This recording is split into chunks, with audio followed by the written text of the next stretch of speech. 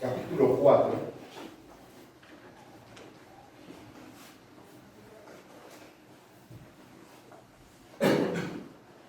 versículo 4, y ahí inmediatamente salimos a Éxodo capítulo 17. Dice la palabra así, del Señor así: oh almas adúlteras, ¿no sabéis que la amistad del mundo es enemistad contra Dios? Cualquiera pues que quiera ser amigo del mundo se constituye enemigo de Dios. ¿O pensáis que la Escritura dice en vano: el Espíritu que Él ha hecho morar en nosotros, o sea, el Espíritu Santo, nos anhela celosamente? Pero es la mayor gracia, por esto dice: Dios resiste a los soberbios y da gracia a los humildes. Someteos pues a Dios, resistid al diablo, y éste huirá de vosotros. Acercaos a Dios, y Él se acercará a vosotros. Pecadores, limpiad las manos, y vosotros, los de doble ánimo, purificad vuestros corazones. Amén. Vamos ahora a Éxodo, capítulo 17. Y si no entiende, luego lo va a entender mientras sigue. Dice el versículo 8: vino entonces Amalek y peleó contra Israel en Refidim. Y dijo Moisés a Josué: escoged los varones y sal a pelear contra Amalek. Mañana yo estaré sobre la cumbre del collado y la vara de Dios en mi mano. E hizo Josué como le dijo Moisés, peleando contra Amalek. Y Moisés y Aarón y Hur subieron a la cumbre del collado. Y sucedía que cuando alzaba Moisés su mano, Israel prevalecía, mas cuando él bajaba su mano, prevalecía Amalek. Y las manos de Moisés se cansaban, por lo que tomaron una piedra y le pusieron debajo de él, y se sentó sobre ella. Y Aarón y Hur sostenían sus manos, el uno al lado del otro. Así hubo en sus manos firmeza hasta que se puso el sol. Y Josué deshizo a Amalek y a su pueblo a filo de espada. Y dijo el Señor a Moisés: escribe esto para memoria en un libro. Y di a Josué que raeré del todo la memoria de Amalek debajo del cielo. Vamos al versículo 16, salteamos el 15. Dice: y dijo, por cuanto la mano de Amalek se levantó contra el trono del Señor, Jehová tendrá guerra con Amalek de generación en generación. Amén. Bueno, empezamos con Santiago capítulo 4, versículo 4. Después vamos a retomar ahí. Pero esto, lo que ocurrió entre Israel y el pueblo de Edom, de donde venía Amalek, tiene sus raíces. Y ahora vamos diseñando el mapa del significado del por qué Santiago 4, capítulo 4, versículo 4. La palabra del Señor nos dice que, retomando la Biblia en el Génesis, Isaac tuvo dos hijos, Esaú y Jacob. Cuando nacieron eran los dos gemelos. Nació primero Esaú y Jacob, tomado del talón de su hermano. Por eso le pusieron Jacob, porque la palabra Jacob, que es aquel, viene de talón. salió tomado del talón de su hermano. Jacob era un chico estable, ubicado, serio. Escuchaba cuando Isaac, su padre, le enseñaba. Eso es bueno cuando los padres le enseñan a sus hijos. Pero Esaú era más bien alocado. Un chico que nació y creció joven ya queriendo conocer la libertad del mundo. Y llegó un momento que él buscaba esa vida y anhelaba esa vida, que en Hebreos, en el libro de Hebreos, lo llama a Esaú que fue un profano. ¿Por qué? Porque desechó la primogenitura. En aquel tiempo la primogenitura era que cuando moría el padre, el hijo primogénito tomaba la rienda del hogar, tomaba la rienda del negocio y le tocaba una doble porción de la herencia. ¿Qué hizo Esaú? Él dejó esa responsabilidad y esa herencia que tenía, porque todavía no la tenía, era futura, y prefirió lo presente. Entonces, ¿qué era lo presente? Era el hambre que él tenía. Y esa hambre le llevó a vender su primogenitura, cambiarla por un guisado. Porque muchas veces vemos esa situación y la seguimos de largo. ¿Qué significaba ese guisado? Lo presente. Esaú no veía la herencia. No estaba al mando de la familia y de la posesión de Isaac, su padre, porque su padre vivía. No lo veía, vivía el presente. ¿Qué era el presente? Era lo que veía y el hambre que tenía en su estómago. ¿Qué significa? Que muchas veces vemos las cosas y nos guiamos de las cosas que tenemos enfrente de nuestra vista. Y las cosas que están en nuestra vista son las cosas que muchas veces nos tientan y nos llevan por un camino que no es el indicado por Dios. Porque nosotros vivimos por lo que no vemos. Nuestra esperanza está puesta en lo que no vemos. La Biblia dice que nosotros somos ciudadanos del cielo. La Biblia dice que nosotros tenemos que Dios va a preparar a Jesús. Dice, no temáis y no se turbe vuestro corazón. Creed en Dios, confiad también en mí. En la casa de mi Padre muchas moradas hay. Voy pues a preparar moradas para vosotros, y una vez que las haya preparado, vendré y los tomaré, y donde yo esté, vosotros también estaréis. Ahora, yo no me veo la ciudad celestial, no la veo. Yo veo una batería acá. Yo veo una trompeta, veo un órgano. Lo veo a ustedes, no veo a mi ciudad celestial. Si tengo un pasaporte, el pasaporte de mi nacionalidad, argentino.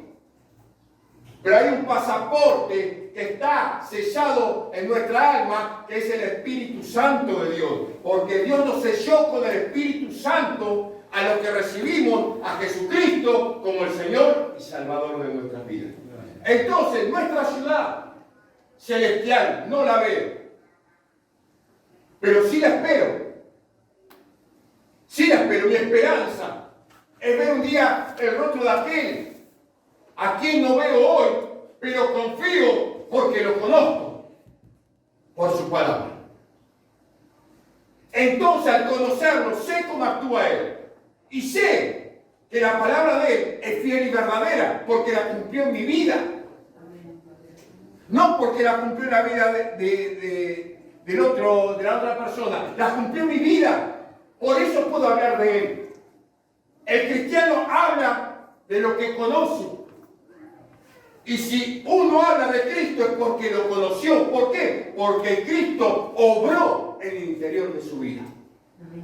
Entonces Esaú se veía y se manifestaba por lo que sus ojos le indicaban. Y vendió esa primogenitura. Entonces, ese es un adulterio, como dice en Santiago 4, es almas adúlteras, son almas espiritualmente adúlteras, que hicieron un pacto, digamos así, que hicieron un acuerdo entre Dios y él. Cuando yo vine a los pies de Cristo, por su gracia y su misericordia, por haberme salvado, yo le dije, Señor, yo te voy a seguir todos los días de mi vida, hasta que tú me vengas a buscar. No te voy a dejar, no me voy a avergonzar del Evangelio. Al contrario, el Evangelio, o sea, las buenas noticias que tú me das, que eso es lo que significa el Evangelio, las noticias que Dios nos dio del cielo, revelada a los hombres por su palabra, es la que nos da fuerza en medio de nuestra debilidad. Es la que nos consuela, es la que nos ayuda y la que nos hace sentir en compañía de Dios en medio de toda esta incongruencia que nos toca vivir a nosotros diariamente en esta sociedad. Entonces Esaú eligió lo que veía y Jacob se apoyó en la primogenitura, en lo que no veía y lo que no tenía presente, pero sabía lo que le vendría. Ahora, ¿qué hizo Esaú? Porque vamos llevando. ¿Qué hizo Esaú? El padre le dijo, hijo, no busquéis mujeres de Canaán. La tierra de Canaán, las cananitas que vivían en aquel tiempo, hoy en día están todo igual, eran mujeres inmorales. Eran mujeres perversas, idólatras, en brujería, en hechicería. Pero Esaú conocía que el padre le había enseñado que con todas esas cosas no se tenían que mezclar, que ellos tenían que adorar, creer y confiar en el Dios verdadero, en el único Dios. Pero él dijo, no, a mí me gustan las mujeres cananitas. Entonces fue y se casó con una cananita. Usted lo va a ver ahí en Génesis capítulo 25, la verán. Se llamaba Ada. ¿Qué significa la palabra Ada? Placer. El placer, el gusto, el deleite por las cosas del mundo. Así, eso es lo que significa la palabra Ada en hebreo, placer. No, yo me complazco en las cosas del mundo. En lo que me da el mundo, eso me deleita. El placer es un deleite que nos satisface nada más en la carne, en nuestros miembros. Y ella tuvo un hijo con Esaú, que se llamaba Elifaz. Elifaz estuvo casado, pero de repente tiene un hijo ilegítimo con una concubina.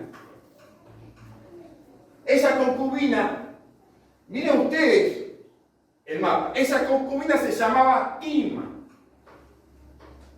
Tima, el significado de Tima en hebreo, es impedimento, obstáculo, traba, que piensa para eso solo, egocentrismo, egoísmo.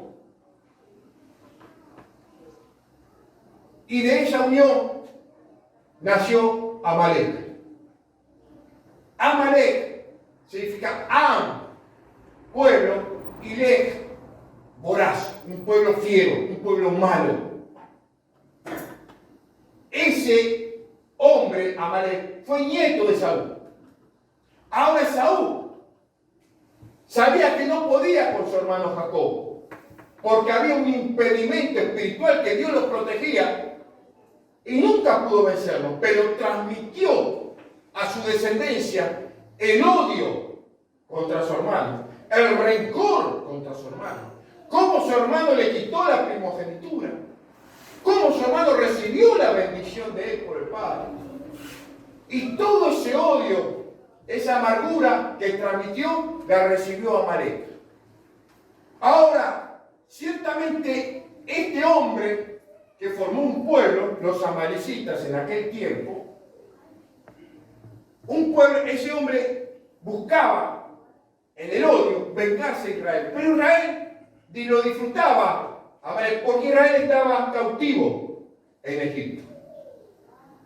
Cuando se entera que Dios liberta a Israel, ahora entramos con Jacob. Dios liberta a Israel, vienen los egipcios y lo hace cruzar el Mar Rojo. ¿Qué símbolo de eso? De cruzar el Mar Rojo, símbolo de redención.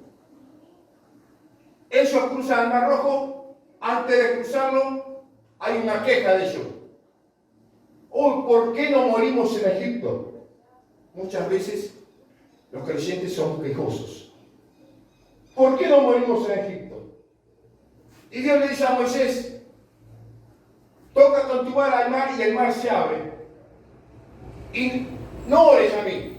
Dile a Israel que se marchó en seco y cruzó el mar entre las dos aguas. Y esas aguas después cuando apareció Egipto, entre el ejército egipcio, fueron tapados muertos. Eso es un símbolo de redención. Cuando salen de ahí, se quejan contra Dios de nuevo y dicen, tenemos hambre. Y Dios le dice, bueno, que se prepare, que voy a hacer caer maná del cielo. Y Dios alimenta al pueblo de Israel con maná. Y le dice, tomen un poco de maná por día y que no les sobre. Muchos tomaron esa porción y un poco más.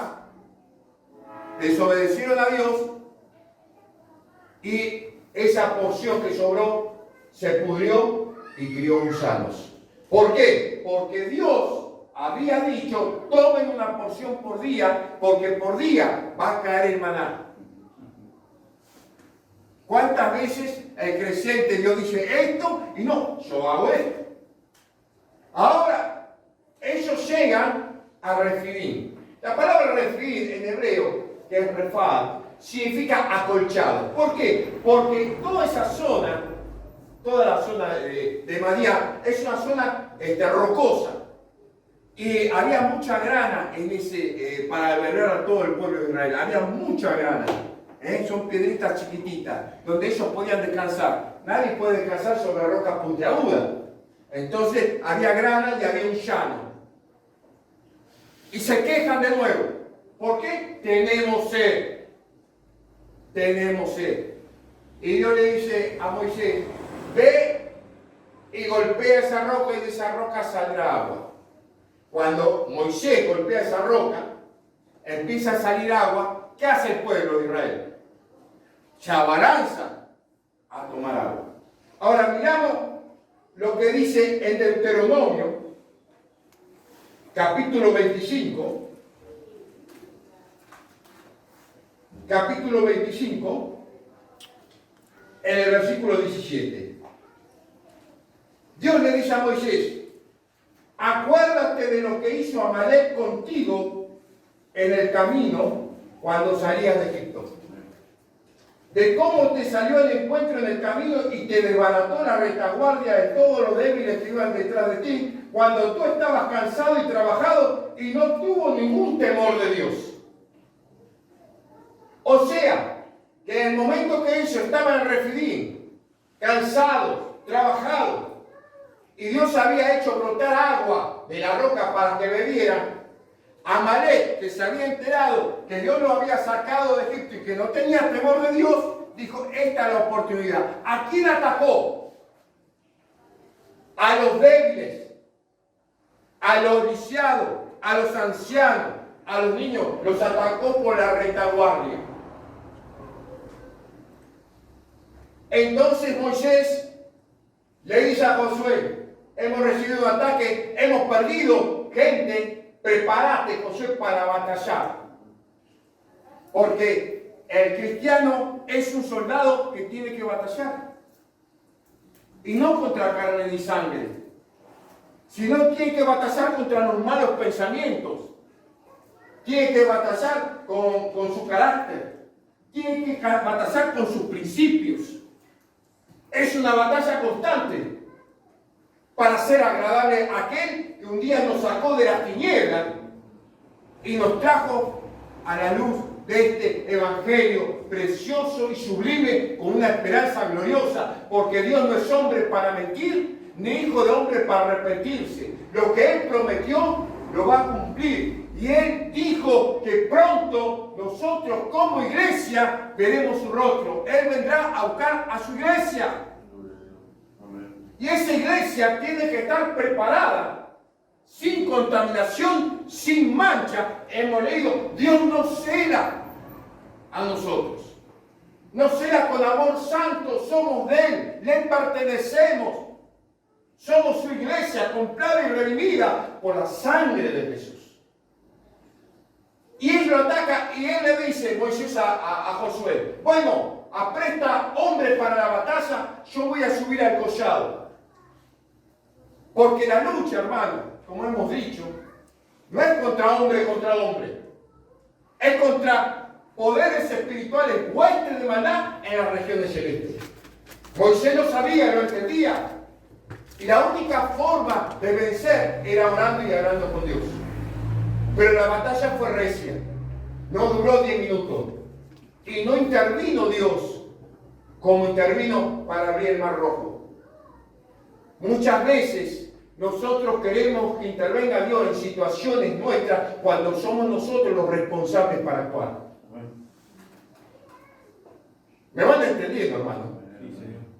Hay situaciones en nuestra vida que Dios la permite para que nosotros resolvamos. Y de la manera que resolvamos, somos los responsables. Josué peleaba la batalla con el resto de Israel. Se enfrentaba cara a cara, pero había un respaldo de un hombre de Dios juntamente con su hermano Aarón y con otro obrero, un pariente, que le levantaban los brazos. Se dieron cuenta ellos que cuando Moisés levantaba sus brazos, Israel prevalecía. Cuando los bajaba, Israel era sojuzgado por el enemigo, por Amalek. Entonces dijeron, no, vamos a ayudarlo. Se da cuenta cómo la oración del cristiano, obrando eficazmente, puede mucho. Cómo muchas cosas, confiando en el Señor y orando y poniéndolo a los pies de Cristo, obra y se soluciona y Dios nos da la victoria. Se da cuenta que muchas veces con nuestro intelecto, con nuestros pensamientos que son precarios y limitados, en vez de salir de la situación, ensuciamos la cancha. Queremos hacer un día y terminamos haciendo un mal. Y nos guiamos por la sabiduría, por la experiencia y por un montón de cosas. Y no oramos ni presentamos nuestros problemas, nuestra situación ante la presencia del Señor para que sea el Espíritu Santo el que nos esté guiando y nos esté indicando la solución para nuestras vidas. Entonces, no estaba Josué mirándolo a Moisés, estaba peleando. Pero había personas que le estaban clamando a Dios por la victoria. Por eso es necesario que oremos los unos por los otros. Hermano, acá, hay un muro, hay un problema. Hay una traba en mi vida. He conocido personas que hermanos, 20, 25 años y creen en Dios, pero están trabados todavía por problemas que le ocurrieron en la infancia, en la juventud, que fueron abusados, etcétera, etcétera. Pero tenemos que entregar ese problema a los pies de Cristo. El pastor no puede hacer nada. Nadie puede hacer nada. Pero Cristo sí puede hacerlo. Amén. Y Cristo te va a limpiar la mente, te va a sacar el trauma y vas a ser nueva criatura. Vas a ser renovado por el poder de Dios. Entonces, el Señor dice aquí, y yo, en el capítulo 17, versículo 16, 15, y Moisés edificó un altar y llamó su nombre Jehová Nisi. Ahora bien, Dios le había dado la victoria contra Amalek, pero no había destruido a todo el pueblo de Amalek. le había ganado la batalla. Y pusieron Jehová Nisi, que es traducido es bandera, pero el verdadero significado de Nisi es señal. Muchas veces Jehová es mi bandera, decimos. El Señor es mi bandera. Está bien, no está mal. Pero fue una señal. Nosotros no tenemos una bandera que flamea. La señal que tenemos nosotros es la señal del Espíritu Santo en nuestra vida. ¿Cómo sé que una persona es un hijo de Dios? ¿Qué señal tiene que demostrar? Que camina como Cristo manda. Que hace lo que Cristo enseña. Que predica con su forma de caminar. Y con su forma de hablar no solamente, porque muchas veces hablaba fuerte que tus hechos no me dejan escuchar tus dichos. Muchas veces hablamos fuerte, pero nuestros hechos se contradicen. Y la persona que nos está viendo, a la cual estamos llevando el mensaje de salvación, de liberación de su alma, se termina perdiendo, confundiendo. Y es preferible no haber dicho nada que habiendo dicho algo confundamos. Hoy hay bastante confusión en el mundo. Hoy muchos que se dicen ser no lo son, porque buscan otras apetencias personales de la gente y no presentan a Jesucristo como el Señor y Salvador y libertador de la vida. No llevan a las almas a Jesús. No dependan del pastor, dependan de Jesús, porque el mismo pastor depende de Jesús. Porque somos todos hijos de Dios. Todos los cristianos comprados, nacidos nuevos son hijos de Dios. Y todos dependemos de Jesús. Tenemos responsabilidades diferentes, pero todos dependemos del Señor Jesucristo. Ahora bien, el Señor le dice en el versículo 16, por cuanto la mano de Amalek se levantó contra el trono del Señor, Jehová tendrá guerra con Amalek, que dice de generación en generación. Ahora, yo les dije, para que vaya marcando en el mapa, le dije, Esaú tomó lo que veía, lo que le agradaba a la carne, la necesidad de la carne, y desechó la promesa porque no la veía. Se casó con Ada. El significado de Ada es placer, las cosas placenteras de la vida, lo que ofrece la vida, el mundo. Ahora les voy a explicar, para que no crean que todos están todo en un globo.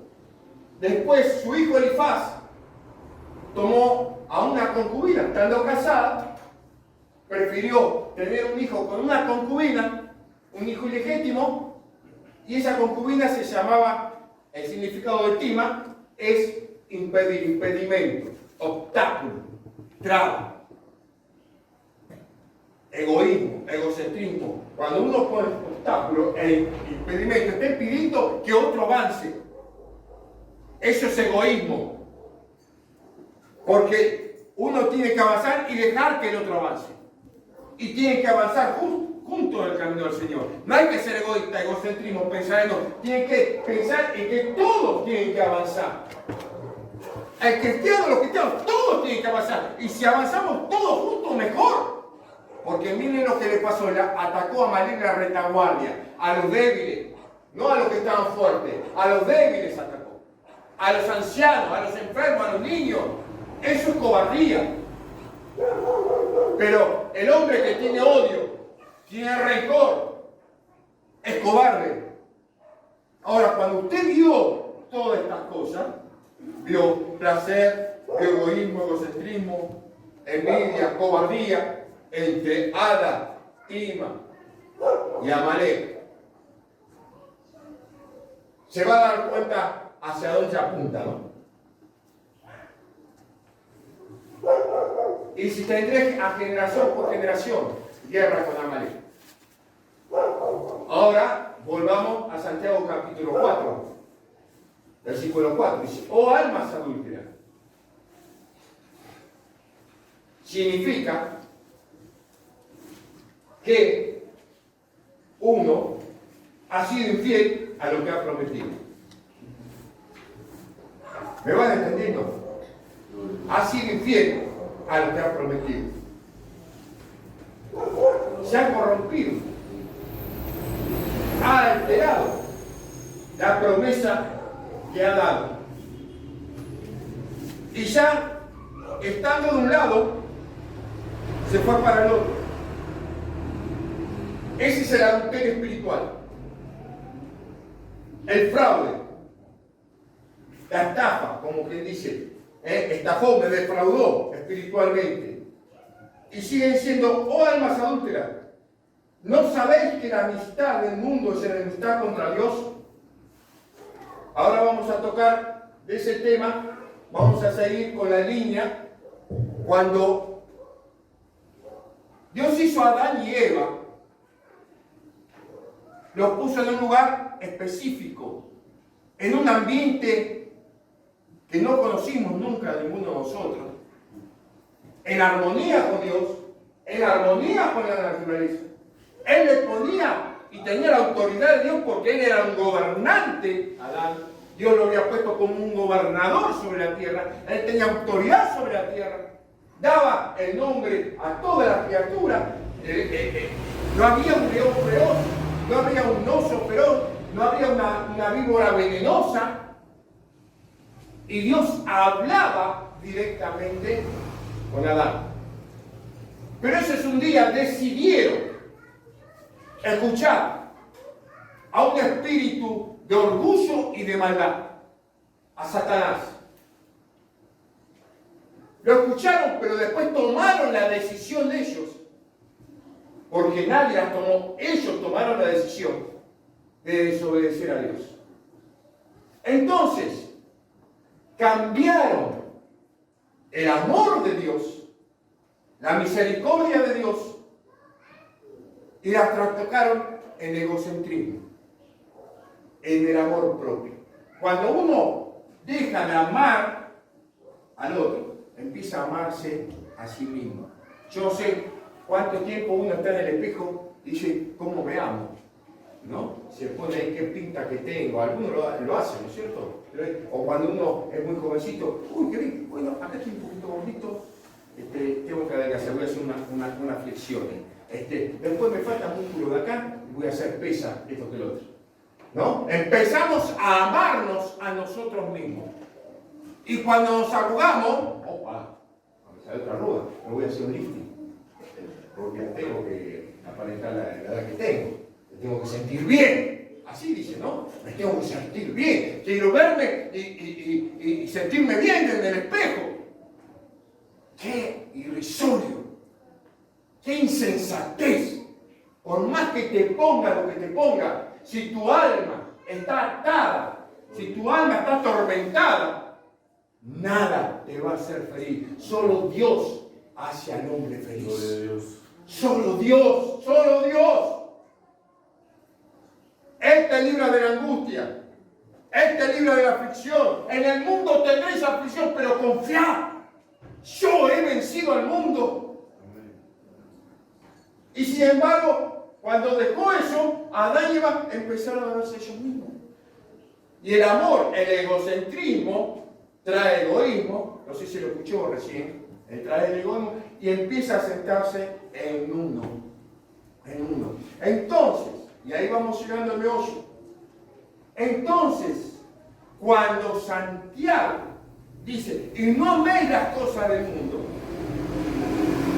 acuérdense de eso.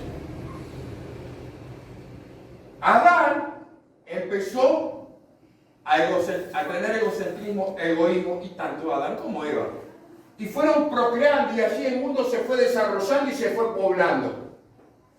Ahora, Jesús dijo, de la abundancia de nuestro corazón, de nuestra alma, habla la boca. Habla la boca. Entiéndase bien. De la abundancia de mi alma, de lo que yo tengo adentro, que es imperceptible, que no se ve, que no tiene forma, mi alma, donde radica mi pensamiento, porque yo estoy hablando con mi alma, no con mi cuerpo. Ustedes ven mis acciones de mi cuerpo, pero es mi alma la que lleva a mi cuerpo a expresarse de esa forma. Porque mi alma recibe el pensamiento, recibe la razón, recibe los sentimientos, recibe las emociones. Entonces, dice, de mi alma. Entonces, y de la abundancia del corazón, está hablando mi alma. Cuando tú habla tu alma. Y lo que tú expresas es lo que hay en tu corazón. Con gente, parientes, con vecinos, con gente trabajadora que trabaja contigo en la iglesia. Hay veces que se cambian los discursos. Pero el cristiano no tiene tres caras. Una sola cara. Porque tener tres caras significa ser defraudadores y estafadores. Mentirosos y engañados. El que tiene una, así con sus dificultades, tiene una. Acá, en mi trabajo, en mi casa, con mis amigos, tengo una. Y si hay algo que en mí tengo que cambiar, le tengo que pedir, Señor, dame la fuerza para entregar esto. Señor, quítame. Cuando José le estaba dando el testimonio, como José, como muchos, él tomó la resolución de no fumar. Pudo haber agarrado el cigarrillo nuevo. Dijo, no fumo más, no tengo más adicción, no lo agarro más. Y vinieron y le tentaron. Así pasa. Ahora, cuando todo sale de nuestro corazón, el ser humano se fue poblando y fue formando un sistema. Ese sistema es el que estamos nosotros, hablamos de la sociedad en que estamos, que es la sociedad argentina. No hablamos de la mundial, la argentina. Entonces, como sale todo lo malo, ¿qué salieron? Salieron leyes. ¿Qué leyes? Leyes que, miren, yo, entiéndase, ayer fue, me causó un rechazo terrible. El mundo llora porque un chico en Egipto, no en Egipto, en Marruecos, había caído 5 días abajo de un pozo. Cuando lo rescatan muerto. El mundo llora, no me acuerdo cómo se llama, por el chico este que murió. Digo, hipócritas, insensatos, mentirosos. ¿Por qué no lloran? Por todos los niños que se están muriendo de hambre, por todos los niños que matan en la guerra, por los niños que le hacen levantar un fusil para matar a otro. No digo que no es dolorosa la situación, pero es la hipocresía lo que duele, lo que molesta al cristiano. Cristo dijo, y conoceréis la verdad, y la verdad os libertará. Y no caer en el engaño que ofrece muchas veces esta sociedad. Entonces formaron leyes. Y esas leyes, hermanos, que formaron, autorizaron legalmente, porque siempre hubo gente prostituta en la calle, siempre hubo homosexuales, siempre, de épocas inmemoriales. Pero la ley lo legalizó. Legalizaron los matrimonios homosexuales, de hombre con hombre, mujer con mujer. Legalizaron que esos hombres y esas mujeres, hombre con hombre, adopten chicos cuando el chico necesita de un padre y de una madre. No necesita de 2 mujeres o de 2 hombres, sino fíjense cómo salen. Autorizaron el aborto, legalizaron. Y mucha gente se complace de eso. Usted hable y diga, yo no los acuso ni los condeno, porque Cristo no vino a condenar, vino a salvar. Le entregamos el Evangelio del Señor, pero no compartimos para nada esas leyes, esos privilegios que dieron. Privilegiaron ahora por la ley la marihuana en el lugar. ¿Me van entendiendo, hermano? Esa es la sociedad. La sociedad se forma con leyes. Y las leyes apartaron a Dios. Lo dejaron a Dios. Y muchos se complacen. Hoy han trastocado los principios también. Hay gente que prefiere a los amigos que a las familias. Ponen prioridades, las cambian. La prioridad es Dios, después está la familia. Pero no, ahora están mis amigos. Pero estoy enferma. No, pero están mis amigos, tengo que ir. Con mis amigos tengo que esto, tengo que el otro. No, hermano. Pero esto estoy hablando porque hoy dentro del mundo creciente cristiano se vive así. Muchos aceptan la forma de vivir de los matrimonios igualitarios. Muchos aceptan que se adopten a los hijos. Estamos viviendo en estos tiempos. Por eso Jesús dijo, será mi venida como Sodoma y Gomorra. Será mi venida como en los días de Noé. Así estamos viviendo. Y nosotros, como luz del mundo y como sal de la tierra, no nos tenemos que contaminar con todas esas cosas. Tenemos que reprender todo eso. No digo que si viene un homosexual y habla, no digo eso, no estoy hablando de eso. Estoy hablando de predicarle el Evangelio y de hablarle que necesita un Salvador y arrepentirse, porque eso también es pecado, como el pecado del homicidio, como el pecado toda clase de vicio. ¿Por qué? Porque ensucia el templo. Sin arrepentimiento no hay remisión de pecados. Entonces, tenemos que concientizar, y más los chicos, los adolescentes, los preadolescentes que están en la escuela, los que van a la facultad, van a encontrar un montón de lucha contra todo eso. Y se van a sentir muchas veces solos. Y van a estar peleando quizás como Josué. Pero quédense tranquilos, porque así como Moisés, Aarón y Hur estaban en el monte, en el collado orando, hay muchos hermanos que están orando. Y estamos orando los unos por los otros, por los jóvenes, por todo, porque todos lo necesitamos. Entonces, ¿qué dice el Señor? Si estáis en el Espíritu, no satisfagáis los deseos de la carne.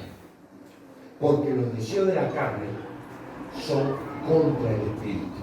Y estos se contradicen, chocan entre sí.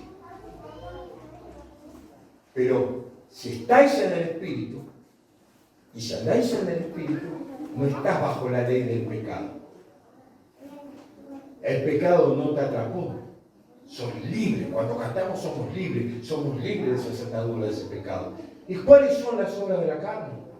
Adulterio, fornicación. Fornicación se divide de adulterio porque fornicación se lo hace cuando es soltero. Adulterio cuando está casado, pero es la relación sexual. Libre, las obras de la carne. Adulterio, fornicación, pleitos, envidia, pelea, maldicencias. Dice, y Pablo le dijo, esas cosas ya se las he dicho, pero se las vuelvo a repetir. ¿Por qué? Porque los que practican tales cosas no van a heredar el reino de Dios. Eso lo dice en Gálatas capítulo 5. Y sigue diciendo, más, el que está en el Espíritu, no hay ley, porque en el Espíritu el fruto es amor, es gozo, es paz, es paciencia, es benignidad, es bondad, es fe, es mansedumbre, es templanza. No hay ley del hombre para eso. Y cuando uno tiene la paz de Dios, tiene el amor de Dios en su corazón, tiene la paciencia que Dios le da para soportar todas estas cosas. Cuando Jesús dijo, mis pasos doy, mis pasos dijo, no como el mundo la da, sino como yo la doy. Es indescriptible.